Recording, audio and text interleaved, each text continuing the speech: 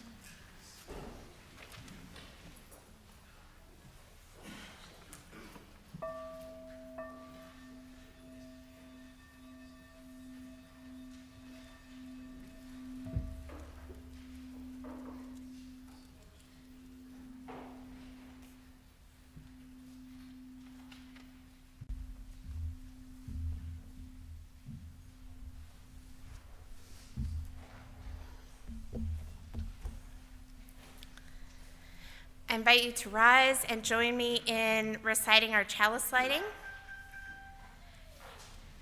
In these hard times, let us look first to the response of love. In the midst of challenge, may our chalice flame bear witness to the inherent worth and dignity of every human being. In the midst of uncertainty, may our chalice be a beacon of encouragement, that our values may guide our choices. Let us look first to the response of love.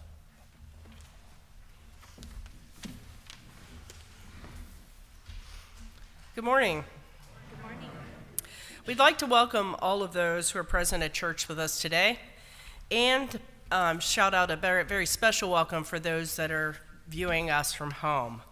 We are very happy you've decided to join us at St. John's for worship today. My name is Rita Volz. I will be your worship associate, and our officiant leading our service today is Reverend Jen Grayson. We are a community of brave, curious, and compassionate thinkers and doers. We are diverse in faith, ethnicity, history, and spirituality, but aligned in our desire to make a difference for the good. We have a track record of standing on the side of love, justice, and peace. We are so happy that you have chosen to worship with us today. Please join us for hymn 1008.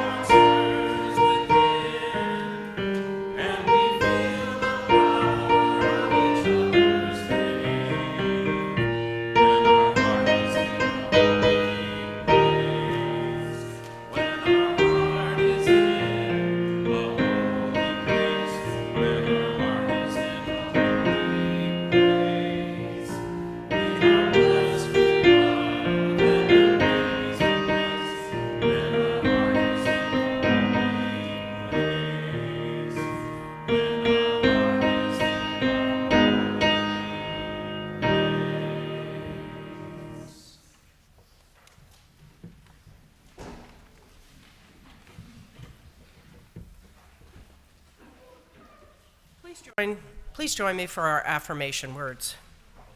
This is the mission of our faith, to teach the fragile art of hospitality, to revere both the critical mind and the generous heart, to prove that diversity need not mean divisiveness, and to witness to all that we must hold the whole world in our hands.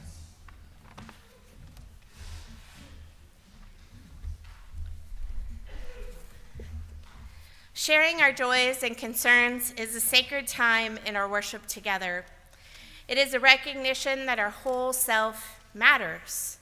The joys, the sorrows, the delights, the worries, all that we bring into this room with us matters. Here at St. John's, we honor our joys and concerns by coming forward to place stones representing all that we carry into the sand that represents the many and unique parts of our beloved community over all the years we have existed.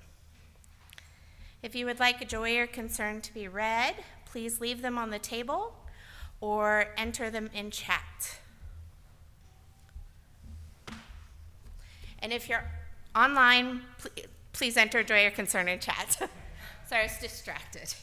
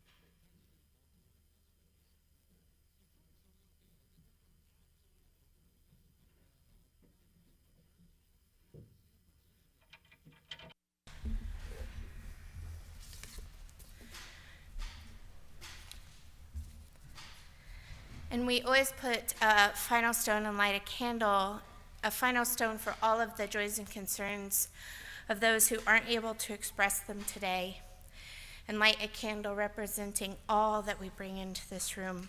We have a few spoken joys and concerns today.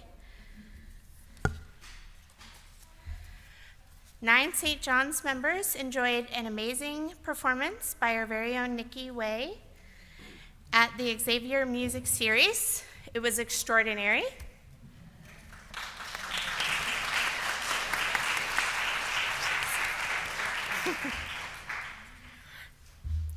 Jan Hay will be celebrating a very special birthday this Tuesday. Congratulations.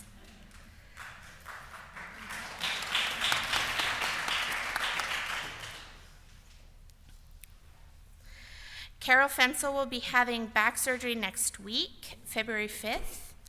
Positive thoughts are welcome. Ken Hoyk died January 20th. He was a longtime friend of Emily Hodges and shared the same birthday and year. Sorry to hear that. And we also want to lift up that yesterday was Holocaust Remembrance Day. May we never forget what happened.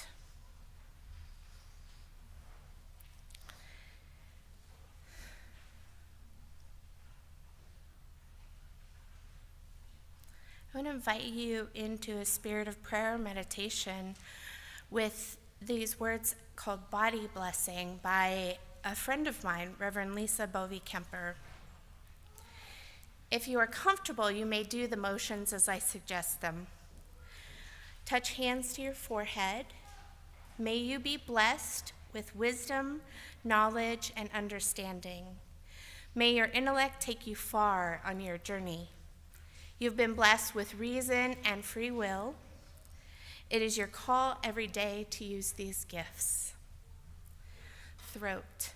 May you be blessed with voice. May you learn the complex nature of truth-telling. The ability to speak the truth in love is something that requires honesty, empathy, and care.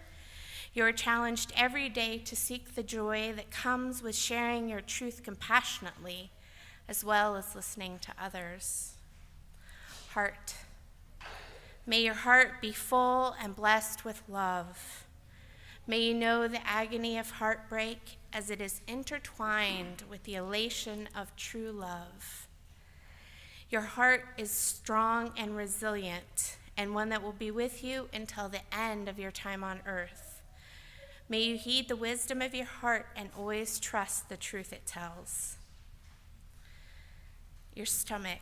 You are blessed with the gift of sexuality. May you always remember that you are a beloved child of God. Your body is sacred and it belongs to you alone. May you live into the full expression of your identity as a human being, embracing your true sexual and gender identity. The gift of sexuality brings with it many rewards as well as great responsibility. May you always retain power over your own being, striving toward mutually fulfilling and just relationship. Hands. When you were a baby, your tiny hands were your first contact with the world.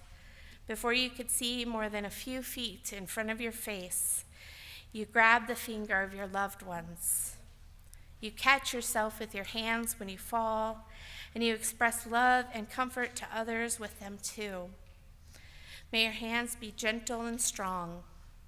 May you use them to carry light into the darkness and rest to the weary. May your hands always find the place of greatest need, beginning with your own, and may the Creator of all things hold you in the palm of her hand wherever you go. And as you're willing, I invite you to wrap your arms around your body. May you be blessed on your journey. May you remember that growth happens on the journey and that you are never alone. May you always remember that you are a whole person, no matter what. We offer our blessings upon you, body, mind, and spirit. May you be guided by compassion and truth, justice and love.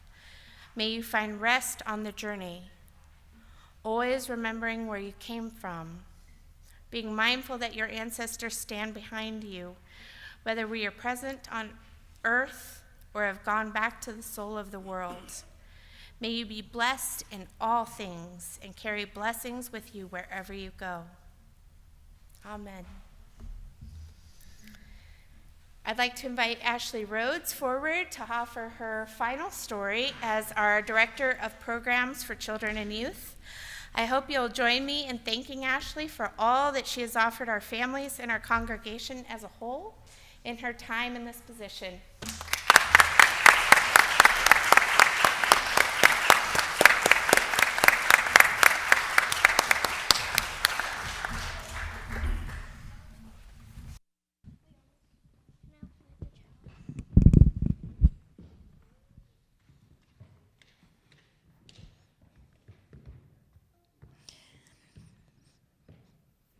So, since this is my last Sunday here, I wanted to take the opportunity to tell the grown-ups one of the things that we've been doing downstairs. So, what have we been doing at the end of the service when we all come together for our circle? So, We blow out the chalice and we color rocks. yes, we blow out the chalice, and because we take the flame from up here to downstairs, so we blow it out when they blow it out here. And we color rocks. And then what are we doing while we're coloring the rocks? I gave it, it's got a funny name, but remember what we were like thinking about? Anybody? It has this funny name that's Tonglen. And I don't think I ever told you this, that Tonglen, it just means sending and receiving. Do you remember what we were sending? Sending a nice feeling to somebody that you might like or might be your enemy. So we were sending nice things. What were we thinking of? Remember what, like, we just had to think of something good. So what were some examples of what we were thinking about sharing? Sharing a cookie. If we got a cookie, thinking about that wonderful, tasty cookie. Go ahead, Iris.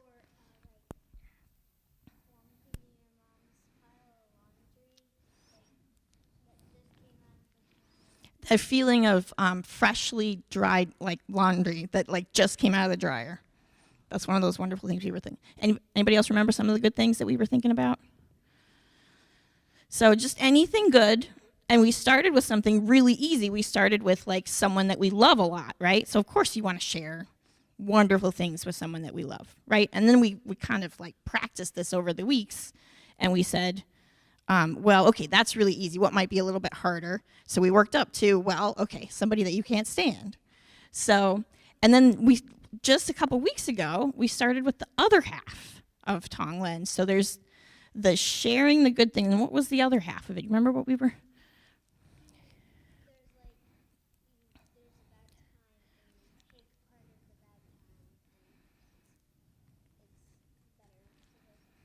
So there's the bad time, and you take part of the bad time. And we're going to read this story, The Rabbit Listened, which we've read this in service before, but it's just, hopefully it's been long enough.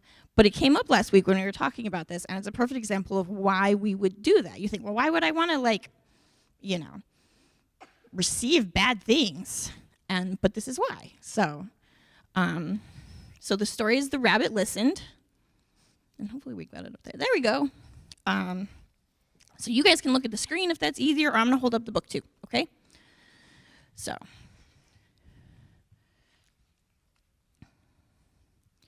Here we go. So one day, Taylor decided to build something. Something new, something special, something amazing. Taylor was so proud. But then out of nowhere, things came crashing down. The chicken was the first to notice. Cluck, cluck, what a shame. I'm so sorry this happened. Let's talk about it. Cluck, cluck. But Taylor didn't feel like talking. So the chicken left. Next came the bear. Rawr, rawr, how horrible. I bet you feel so angry. Let's shout about it. Rawr, rawr, rawr. But Taylor didn't feel like shouting. He looks a little intimidating, doesn't he? So the bear left. The elephant knew just what to do. Trumpada, I can fix this. We just need to remember exactly the way things were. But Taylor didn't feel like remembering. So the elephant also left. One by one they came. The hyena, hee, let's laugh about it. The ostrich, oh, let's hide and pretend nothing happened. The kangaroo, what a mess, let's throw it all away. And the snake, shh, let's go knock down someone else's. But Taylor didn't feel like doing anything with anybody. So eventually they all left until Taylor was alone. In the quiet, Taylor didn't even notice the rabbit, but it moved closer and closer until Taylor could feel its warm body. Together they sat in silence, and Taylor said, "Please stay with me." The rabbit listened. The rabbit listened as Taylor talked. The rabbit listened as Taylor shouted. The rabbit listened as Taylor remembered and laughed. The rabbit listened to Taylor's plans to hide, to throw everything away, to ruin things for someone else. Through it all, the rabbit never left. And when the time was right, the rabbit listened to Taylor's plan to build again. "I can't wait," Taylor said. "It's going to be amazing." And that's the end of our story. So that was a really good example of so here's the thing. Listening is hard when someone is upset. We think, oh, well, that's obvious. You want to sit and listen. It's actually really, really hard to sit with someone who's upset, right? We talked about that a little bit too. So it's worth practicing. So that's what we were doing, practicing. Like if someone is upset, sharing that upset, not taking it away, trying to fix it, just being able to sit with it and share it. So I thought that was, we've done some of that these weeks, and I hope that you all keep that in mind as you go forward with your days and your weeks, because this is kind of a lifelong practice. We've just barely started it. But one of the things that helps is that if we practice this, you can do really formal Tonglen meditation, which I'm sure some of you have done. What Pema Chodron says about this is you do the formal meditation so that you remember to do it on the spot. She teaches this, doing it on the spot, and you do it on the spot so that when you're doing the formal meditation, you have something to visualize. So all of our practices feed into each other. But the goal is that, y'all remember what I said? What were we trying to open up? What's the ultimate goal of Tonglen? Do you guys remember? What are we trying to open? Our hearts. So that's why we do it. So we can be open and freely share our joys and our and kindness, and so that we can share other people's burdens and be there with them even when it's hard. So on that note, we're going to go downstairs and we'll leave you to the rest of the service. Thank you very much for your attention.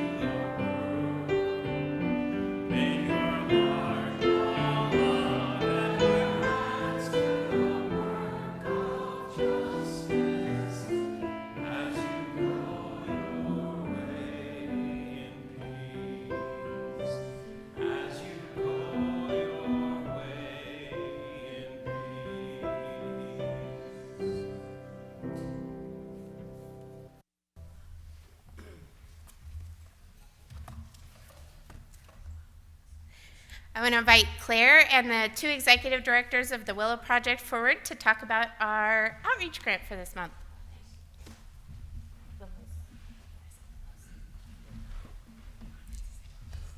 Hi, everybody. I am one of several members of St. John's Sanctuary and Immigration Team, and these fine human beings join us very often for our once-a-month Wednesday meetings. And most of you, I bet, are familiar when I say the Willows. You know that we're talking about a couple of large communities of mostly Central American immigrants in the northern part of the county, in Springdale for the most part, that we support with, they got our mittens and more tree items this year. We did a linen drive one time, but there's so much more to support these human beings who are very vulnerable living here.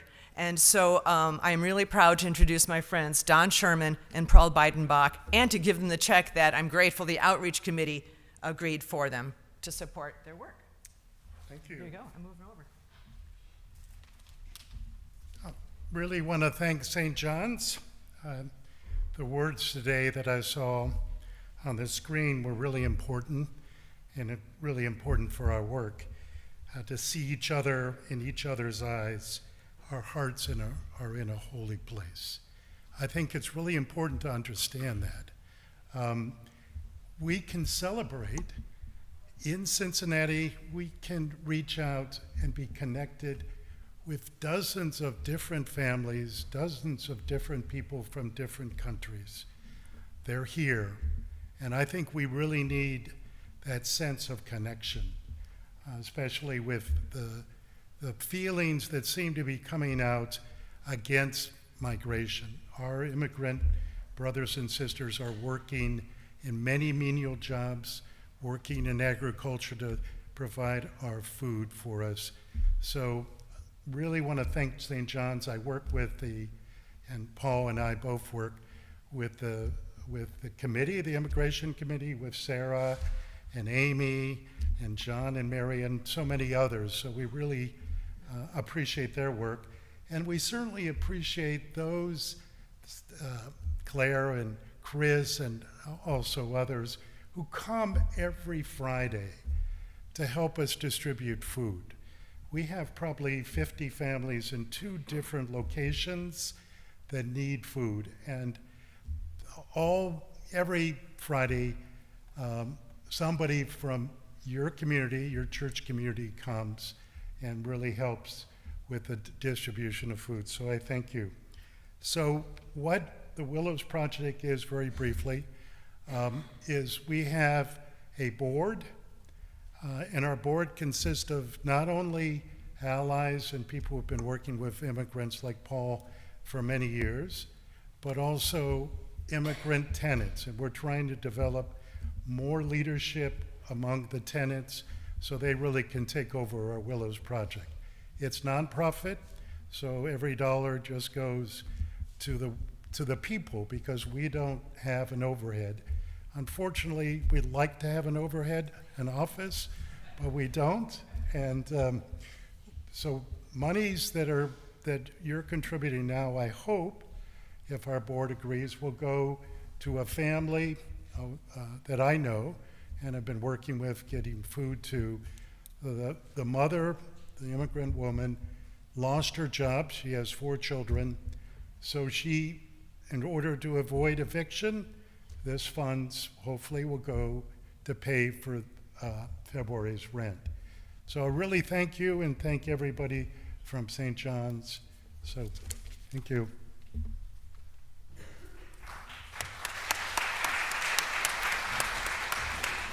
Just briefly, after the service, if anyone wants to talk about the project and especially some educational initiatives we've been trying for years to start, it's we're told that we serve but haven't yet empowered, and that's what we've been trying to do. And one way is to get people together who speak English and want to learn Spanish with those who speak Spanish and want to learn English. So that's something that we can talk about if you wish.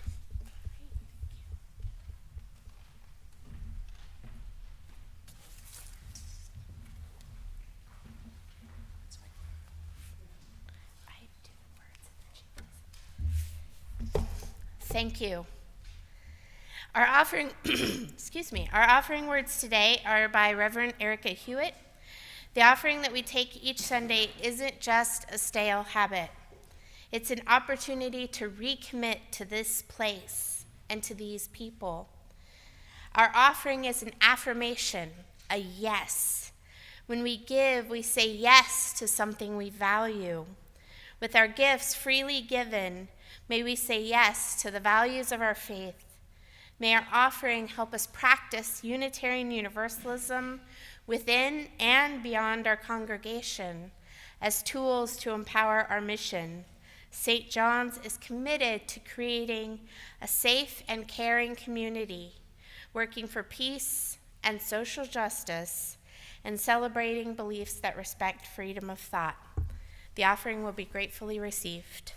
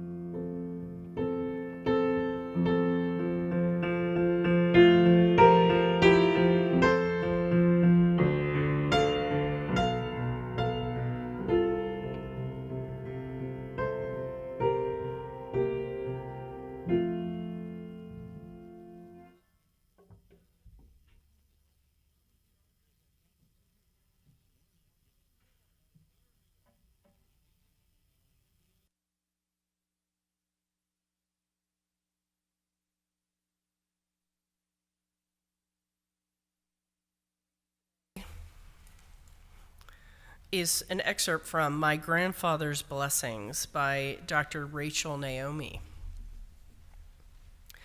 She had been invited to go with a friend to see the Dalai Lama at the last moment. Both of them were surprised at how many people were in the room when they arrived. Her friend brought a string bag with her that held 3 large pictures of her work with children who are experiencing cancer. By chance, they were near the front of the crowd when the Dalai Lama entered the room.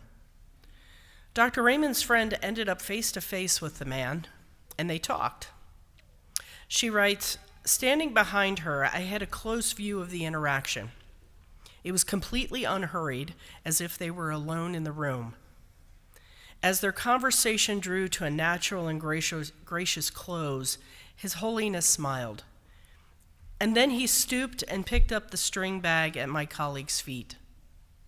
He held it out for her so she could put her pictures back inside. Dr. Raymond goes on to say, it is not easy to say why this small gesture had such power. It was not so much what His Holiness had done, but the way in which he had done it. In this tiny interaction, I felt something purely joyful in him go forward to meet with her. For all those in the world who could have picked up a string bag and held it out, I doubt anyone else could have done it in quite this way. For some inexplicable reason, a place in me that has felt alone and abandoned for all my life felt deeply comforted, and I had a wildly irrational thought. This is my friend. In that moment, it seemed absolutely true. It still does.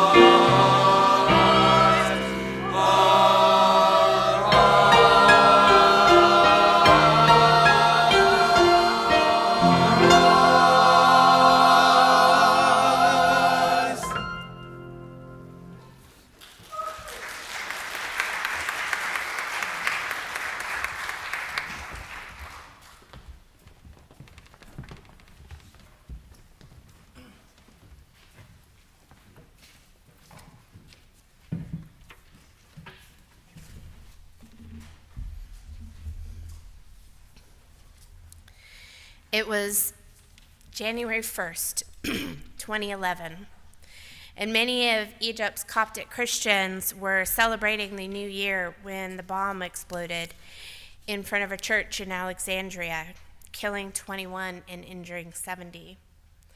Christians, a minority in Egypt at about 10% of the population, were terrified. And it was in this fear that they needed one another the most. Just a few days later, they were returning to church in large numbers to celebrate Christmas Eve. Coptic Christians have a different schedule of holidays than the ones most of us are familiar with. But this is where the story is different.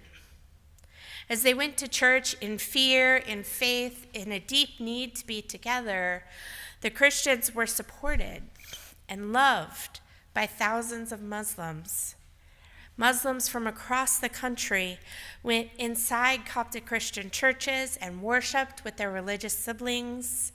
Even more stood outside the churches holding vigil so that everyone inside could connect to one another and their God in safety and love.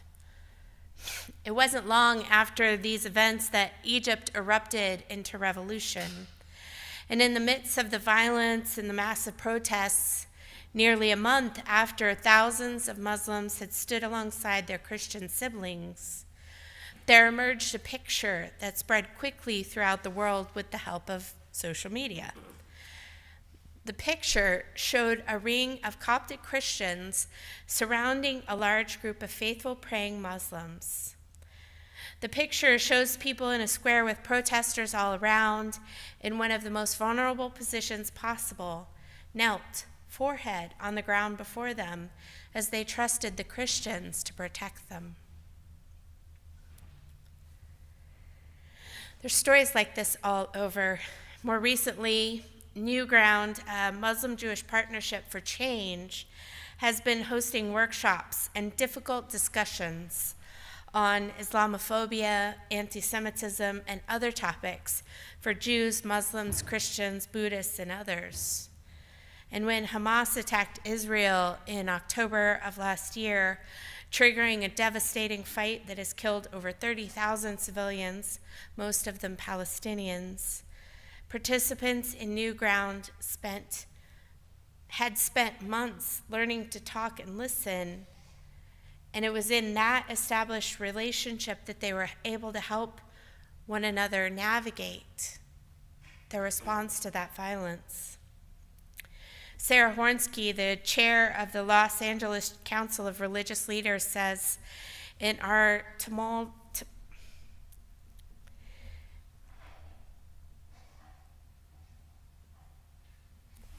completely blank.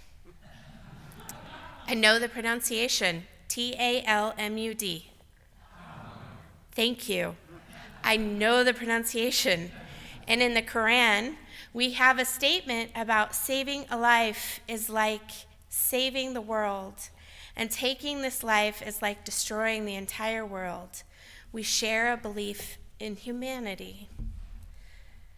Egyptian Christians and Muslims, West Coast Muslims and Jews, these and so many other peoples of faith chose to live in those moments for one another. And they had a choice. They could have stayed home where it was safe. They could have attacked one another for their differences, but they chose instead to communicate, to protect one another. They chose to embody love. Dr. Martin Luther King Jr. once said, "I have decided to stick with love. Hate is too great a burden to bear." This choice is central to any journey of faith. Philosophers and theologians have reflected on it throughout history. In his poem, Self-Portrait, David Whyte says, "It doesn't interest me if there is one God or many gods. I want to know if you belong or feel abandoned, if you know despair or can see it in others. I want to know if you are prepared to live in the world with its harsh need to change you. if you can look back with firm eyes, saying, "This is where I stand." I want to know if you know how to melt into that fierce heat of living, falling toward the center of your longing. I want to know if you are willing to live day by day with the consequence of love. I want to know if you are willing to live day by day with the consequence of love. As Unitarian Universalists, we are part of a tradition that calls us to live and embody consequence-filled, radical love into the world. Our first principle tells us that every person has inherent worth and dignity. That changes how we relate to one another. It changes how we relate to ourselves. I've heard people say that Unitarian Universalism is an empty faith. There's a joke from the TV show The Simpsons. You've heard of it, maybe. The church is holding an ice cream social, and the minister says, "We have Blessed Virgin Berry, Commandment, Bible Gum, or if you prefer, we also have Unitarian ice cream." And Lisa looks into the Unitarian bowl and says, "There's nothing here." The minister grins and says, "Exactly." It might not surprise you that the writer and creator of The Simpsons is UU. But among us UUs, it isn't an uncommon belief that you can believe anything you want and be a Unitarian Universalist, that there's nothing that holds us together. They say it's easy to be UU. But the truth, dear friends, is this is a difficult, demanding path. Ours is a religion that calls us to treat others and ourselves with life-changing love. It calls us to own up to our mistakes and our failures to embody that love and to try again. It calls us to consider the challenging principles of justice and compassion and of the reality that we are interdependent with all life in this world. We practice an active faith that calls us to live every day with the consequence of love. So what does that look like? I invite you, if you're willing and able, to look at your hands for a moment. Maybe you're sad about the nail you broke this morning. Maybe your hands are sore or ready for winter to be over. But consider them as a representative of all that you do. Many of us have done things we regret, broken a precious item, tightened in unfair anger, carried out choices we would not make again. And your hands may have prepared meals that fed yourselves or others. They may have moved in joy. Your hands may have helped you travel or communicate. They may have written or typed or texted words that helped you connect with others or to bring greater knowledge to the world. Maybe they've created beautiful things, words, works of art, scarves, stories. Maybe your hands have held books or opened wide to receive or give a hug. Maybe they've given gifts. Maybe they have opened doors. There's beauty in your hands, no matter what they've done, and in the opportunities that you have in your whole body to live love into the world. And even seemingly simple acts make a difference. I think we forget that. We often get the idea that the power to transform the world lies with a few standouts, those who have the time and energy to devote everything to the work, to organize or attend a march, to protest racism, to work against the injustices of the criminal justice system with all of their time and all of their talent and every bit of their treasure. And while the importance of those actions for justice cannot be discounted or understated, the practice of Unitarian Universalism is even more demanding than that. We call ourselves to a radical, life-changing, life-saving, everyday love. There's the love that lives in the everyday action of communicating with another person, of pausing to hold a door, of reaching out in friendship, caring for an animal, in the loving care of yourself, your body. This is where radical transforming acts begin, in those moments of connection and relationship we have with each other and life on this beautiful, intricate, interdependent web. The kind of love we call ourselves to doesn't ask us just to go to a protest once in a while and then go home. It asks us to embody this faith that holds the principles of justice and compassion, that honor the relationships humans have with each other and the world around them. It asks us to live lives of radical kindness in every moment. That's a lot to ask. In so many ways, it's an impossible task. If any of you have driven on the roads around here during rush hour, you get it. It's impossible to be kind every moment. Along the journey, we will be confronted by our human limitations. There will be times of despair. The threats to our siblings in faith against Muslims and Jews in particular right now, the whirlwind of change with threats to immigrants, to people experiencing poverty, the dangerous political landscape, and the decreasing trust in those who are supposed to tell us what is happening. Fear and helplessness can become a heavy load.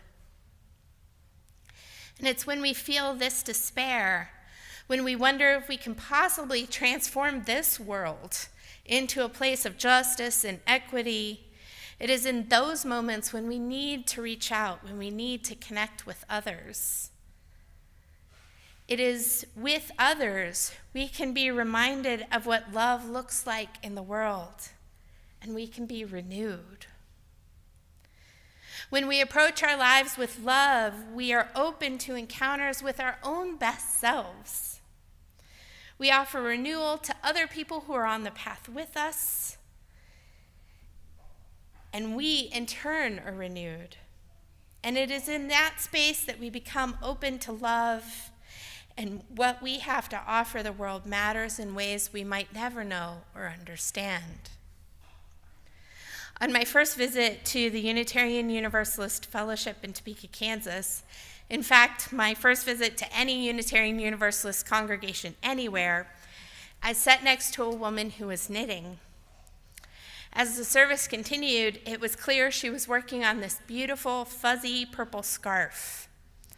Purple's my favorite color, and so I was impressed and complimented both the scarf and her skill. And when I came back in a week or two, she gave me the beautiful, fuzzy, soft purple scarf. It was completely unexpected and an overwhelming gesture of generosity. I've cherished that scarf as a symbol of transformative love and simple hospitality. When I told this story as a part of a sermon years later on a visit home from seminary, she came to me after the service and told me she didn't remember this.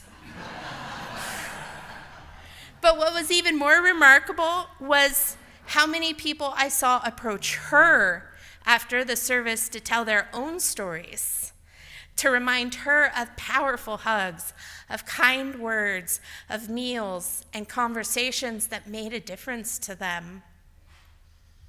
They and she were living the consequence of love. Where have you encountered the consequence of love?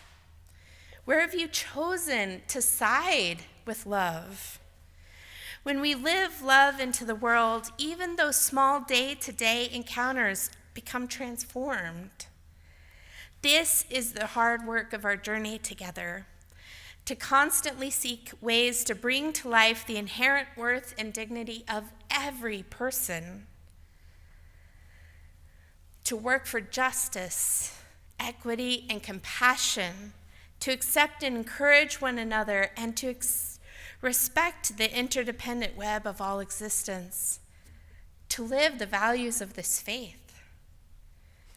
Before we close, I want to offer you the words of the Unitarian Universalist Association former president, Peter Morales. Because love cannot keep silent, we will bear witness. Because love reaches out, we will join hands with our partners.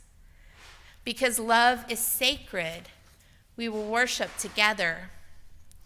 Because love delights in friendship, we will celebrate together. Because love opens us at the core of our being, we will learn, we will be moved, we will be changed. Because love is strong, we will prevail. Not today, maybe not next week or next month, but love is stronger than fear. Love is stronger than hate. Love is not afraid. Love is tough. Love endures. We will prevail. My beloved spiritual companions, love is the center of this faith. From the largest protest to the smallest forgotten act, it is love that will change this world. I invite you to look at your hands or the hands of someone else. Think of all the acts of love that there are to offer. May we live day by day with the consequence of love. Amen. Blessed be.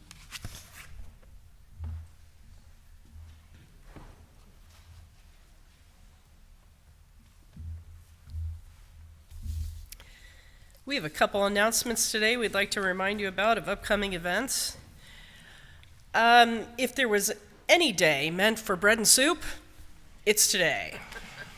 We have a reminder there are 10 soups for you to enjoy today. So, it's the last week. No bread and soup today? I'm sorry, I thought it was this week too. I wasn't here last week. Sorry. Wow, there's a lot of people are going to go to Kroll Fivers. Where's the soup? All right. We'll have to remember to clear off old announcements. All right. Sorry, I got everybody excited about bread and soup. I was excited. I want to remind to everyone about the in-gathering for St. John's LGBTQ+ community. They're gathering on February 2nd. Everyone's reminded to, join us for this special gathering at 6 p.m. here at Kroll Pfeiffer. Enjoyed food and conversation and opportunity to get to know each other better. If you need any more information, you can please reach out to Joetta. Thanks, Joetta. And also, the men's group meets on February 4th. This will also be on Kroll Pfeiffer, starting at 7, and it'll be a potluck. So please bring a side dish or dessert to support that. Further announcements are in your program, so please take a look at that as well. You're right, 6 p.m. starting at 7. You're right, thank you.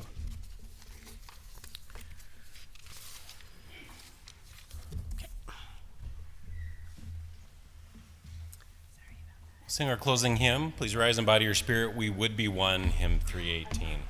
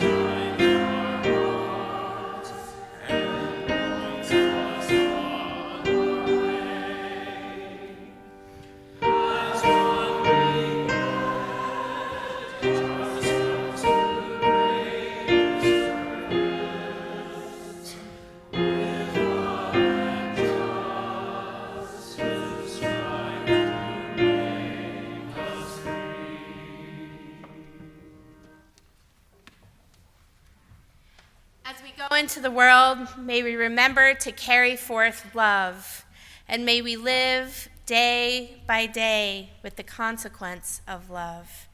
Go in peace, go in love. You'll have to get soup somewhere else.